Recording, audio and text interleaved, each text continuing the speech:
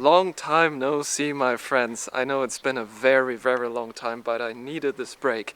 As you can see, we have a blue sky, we have the wonderful sun out there, and you know it's time for the tent spring cleaning.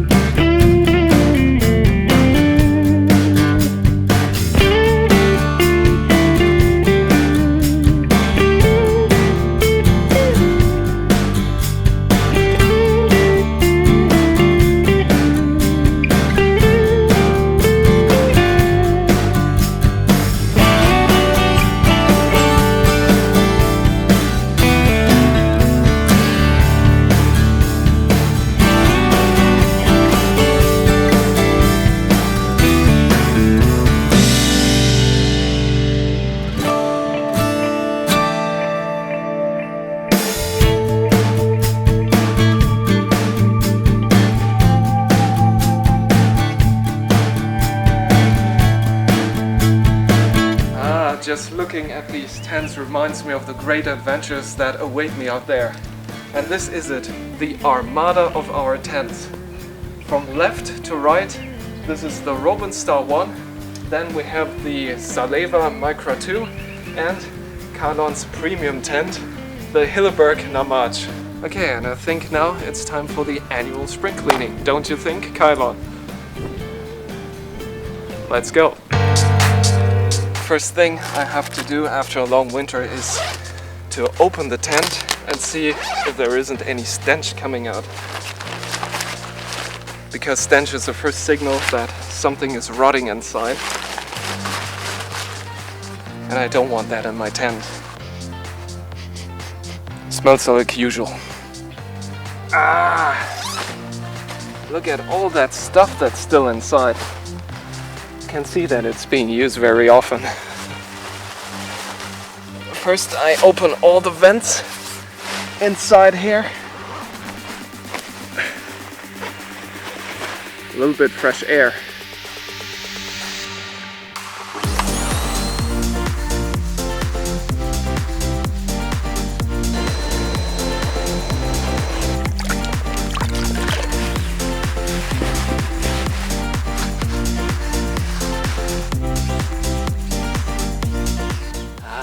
My second tent.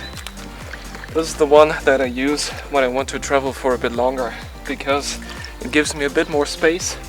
I can change my clothes inside there, and the Robins is only meant for sleeping because you only have space to lie down and that's it. But this here, this is almost like a palace in comparison. I mean, look at that. Smelling test? Nothing. Almost like new. Wonderful. Just a little bit dirt, a little bit sand from one of my last adventures. But you know, the only problem that this tent has is that it's attracting these kind of bugs. The color is so fresh and so extreme that it's really like a pest in here already.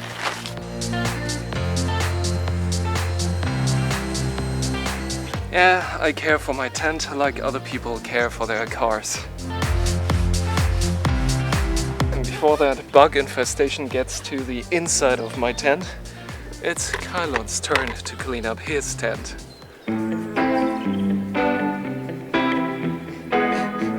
Oh, the first opening of the tent. Now tell us what you smell. In the moment, nothing. I'm still not inside. Yeah, because we take care of our tents. We clean them regularly. Okay, annually, but that's regular. In a way, yes. I have the insects inside. Oh, look at that space here. This is meant for 20,000 people. A stadium. You know, every time I go into this tent, I'm impressed by its size. That's really a whole different world from my other two tents. Nothing really changed since the last time. These black spots are still there. Try it, because No. it doesn't only look ugly, it could get you a few problems too.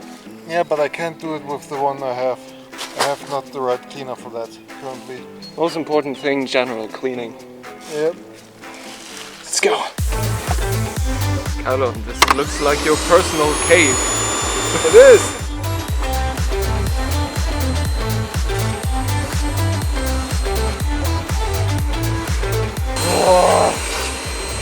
Do you have to protect your cave with gases?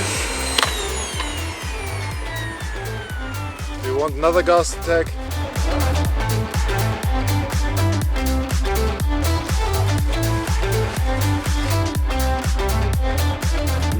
The rest of the dirt here isn't really a problem. It even gives you a colorful appearance.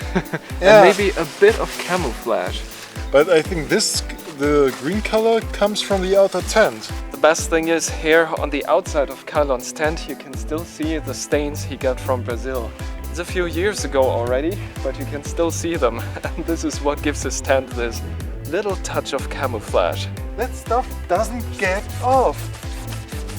Wait, maybe, wait. There. Now I have to clean that spot. Come on, a little bit spit always helps. Yeah, this is kind of the Don's method of cleaning your tents. Would be faster to just buy a new outer tent.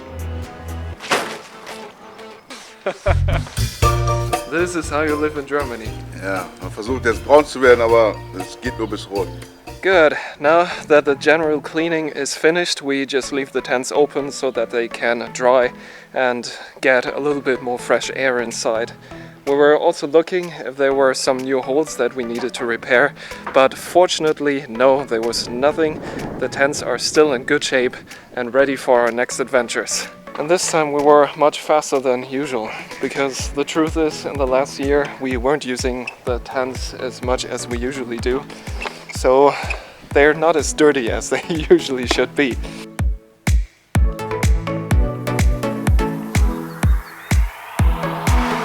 Isn't it nice to be finished when the sun is still so high on the sky? I'll remember me on that. Well, usually you know that we're finished somewhere at evening, Yeah. but this time it's a little bit different. So that's why we can just lay back and keep enjoying the sun today. At least that. Maybe I get buy me a new one, a new tent. Who knows? A bigger one. This is Mr. Rich, because he just can't afford a new tent every single month.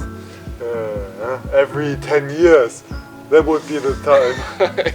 That tent's already 10 years old. Yeah, that's true. Even over. I don't even really remember when I got that. You know, the oldest tent is a Robins. Then came the Hilleberg, Yeah. and this one here's the newest, which is only around 3 years old. But still, everything is still pretty usable and really in a good shape. I only had 2 holes I had to repair, so still a good setting. As I always say, this is our armada of tents. If you add the prices of all 3 tents together, it's a pretty costly thing back here. If I recalculate, what was that? How much was a Hilleberg? Around 800. Okay, 800, that's already a number. Yeah, but Saleva was about 200, 250, I think. Yeah, I think it was around 250. 1050. And Okay, the Robins. This one was the cheapest at around 160, 180, yes. Yeah, somewhere still around. around. So we hit around 1260 around. That's good. Especially if you remember the times we were in, we were actually pretty broke at that time, but Yeah. we still wanted to afford tents. So we used most of our money for tents, for equipment, for all of our adventures. Yeah, but it was expensive, but it was worth it. Yeah, that's Seriously, true. it was worth every cent. It's really worth it, because we were using the tents for years now, always in the summer. Yeah. And you know, we promised you that one day we would start to get out and explore the world. And this year it finally starts. I was already telling you a little bit about it at the end of our Italy road tour.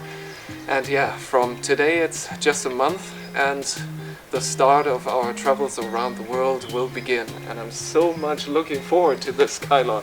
Yeah, it will finally get interesting. Not just interesting, it will be exciting. Yeah, it's seriously, I can't really explain that. I let it come and enjoy it if I can, and make the most of it. The first time standing in a huge desert, how does it feel like? You don't know. You don't know unless you're really there. And seeing it in TV or something like that is not the same. No, absolutely not. His parents have a different opinion on that. They say one scene in the TV, we already know how it is, but we know it a little bit better. And I'm pretty sure that most of the adventurers of you out there know it better too, because getting out, really feeling the intensity of the temperature, smelling the air, getting really the entire atmosphere, this is something that's worth traveling for. That's why you're traveling. Oh, it's out. So I don't eat grass. Good, he does. So the cow here is still a little bit eating. Still have. And how does it taste? Like cake. Which It cake? has a very familiar cherry cake taste. Why does? Don't need to know. I'm a grass gourmet. Yeah, but that's it. Our tents are ready for the next adventures, and believe me, from this year onwards, They will. it is no empty promise this time. We will really start traveling around the world, and that's why I'm so excited right now. It will be this year the start, and you will see it. So expect something. Be prepared for it. You will see me again, you will see Kylon again, and the best adventures you've ever seen. I see you guys out there.